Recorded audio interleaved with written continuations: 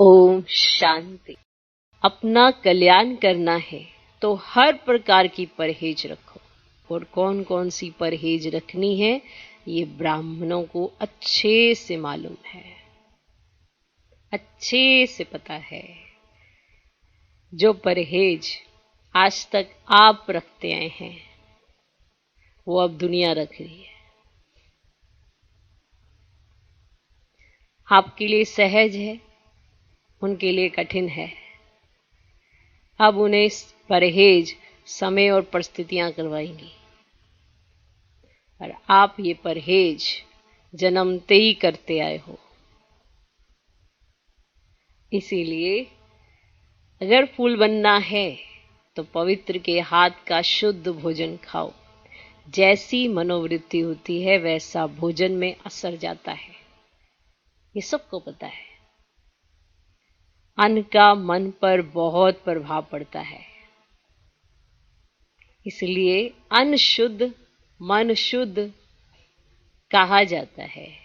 तो सात्विक भोजन, उसका प्रभाव मन पर सात्विकता के आधार पर पड़ता है। ये कहते हैं ये तामसिक भोजन क्यों नहीं खाना चाहिए। जब चारों तरफ तमो प्रधानता है, वृत्ति तामसिक है, अन्न भी तामसिक डाल रहे हैं, तो मन कैसा होगा। चारों तरफ की तमो प्रधानता में मन सतो प्रधान रहे, उसके लिए तन को शुद्ध करना शुरू कर देना चाहिए। तो मन पर प्रभाव पड़ता है, मन शुद्ध होता जाता है। क्योंकि मन की शुद्धता के पीछे सब भागते हैं कि मन को शुद्ध कैसे करें, पर तन की शुद्धता के पीछे कोई नहीं जाता कि तन में क्या डाल रहे हो, उसका प्रभाव मन पर आता ही है। अगर आप नॉनवेज या कुछ भी ऐसी तामसिक चीजें खाते हो, आप शांत कैसे रह सकते हो। किसी भी जीव जंतु को मार कर कोई पेट में डाल ले, उसके बाद उसका मन शांत कैसे हो सकता है।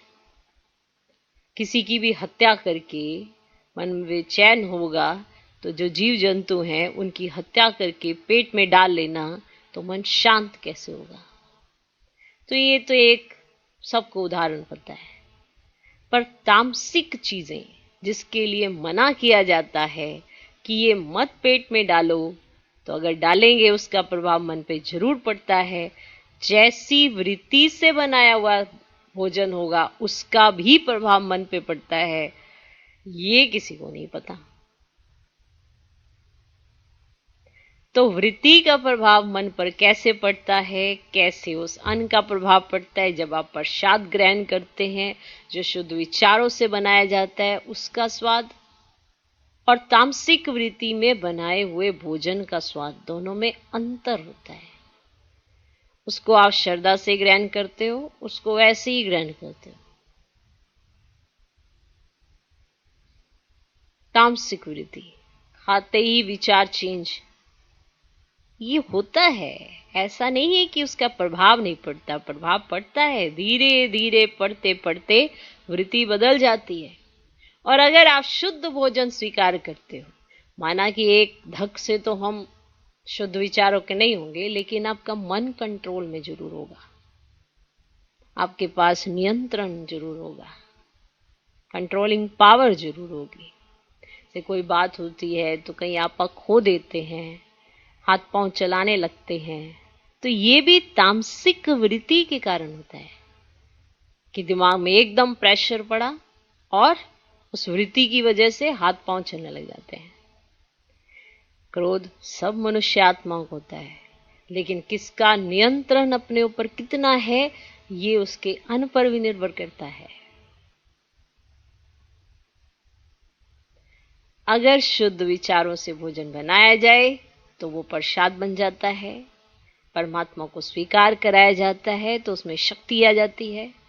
और वही प्रसाद भले उसकी क्वांटिटी कम हो, वो भरपूर कर देता है, सबको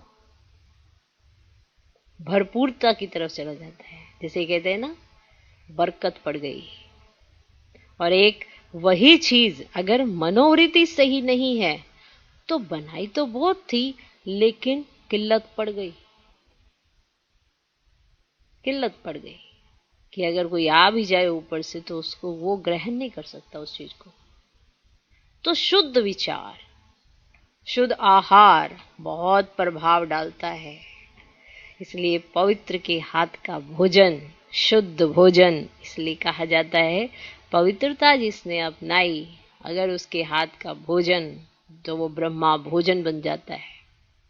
और ब्रह्मा भोजन के लिए देवताएं भी तरसते हैं। इसका अर्थ ये है कि ये सही में हम ब्राह्मणों को नसीब होता है, क्योंकि हम डायरेक्ट परमात्मा की छत्र छाया में होते हैं, इस समय याद में होते हैं और पवित्र जीवन जी रहे होते हैं। तो वो भोजन शुद्ध भोजन हो जाता है। वंडरफुल है, ये राज भी बड़ा वंडरफुल है। इसलिए जो भी ज्ञान में चलते हैं वो अपने हाथों से भोजन स्वीकार करते हैं, बनाते हैं, परमात्मा को स्वीकार कराते हैं, फिर सबको स्वीकार कराते हैं, क्योंकि वो याद में बनाते हैं। तो याद में बना हुआ भोजन परमात्मा प्रसाद बन जाता है। इतनी वैल्यू है इस चीज की। ये भी भाग्य से नसीब होता है कि आप जो भोजन करते हैं वो एक प्रसाद है। तो परहेज हर मनुष्य को अपने लिए ही रखनी होती है। मान लो किसी को डायबिटिक है, अब शुगर नुकसानकारक तो नहीं है पर उसके लिए तो है। और अगर आप पवित्र भोजन करते हैं, क्योंकि सबके लिए नुकसानकारक, क्योंकि वो तो जीवन ही अपवित्र जी रहे हैं, लेकिन आप पवित्रता अपनाते हैं तो अपवित्र भोजन आपके लिए तो नुकसानकारक ही है, आपके फायदे के लिए तो नहीं है। तो आपको शुद्ध भोजन खाना चाहिए, पवित्र के हाथ का भोजन। इस पर बाबा ने कई बार समझाने दी है कि उसका मन पर प्रभाव पड़ता है। कईयों को संशय आन पड़ता है, ऐसा क्यों कहा जाता है, ऐसा क्यों कहा जाता है। जब आप परमात्मा के लिए भोग बनाते हैं तो नहा धोकर साफ सफाई, किचन को बहुत अच्छे से तैयार करके वो परमात्मा को अर्पित करने के लिए आप बनाते हैं। भगवान ने कहा, तुम मेरे बच्चे, तुम देवता बनने वाले हो, तुम भी तो उन मूर्तियों के समान हो, तो तुम्हें जो भोजन स्वीकार होना चाहिए वो कितना शुद्ध होना चाहिए। माना भगवान ने तो आपको पहले ही ऐसे ऊंचे ओहदे पर रख दिया है।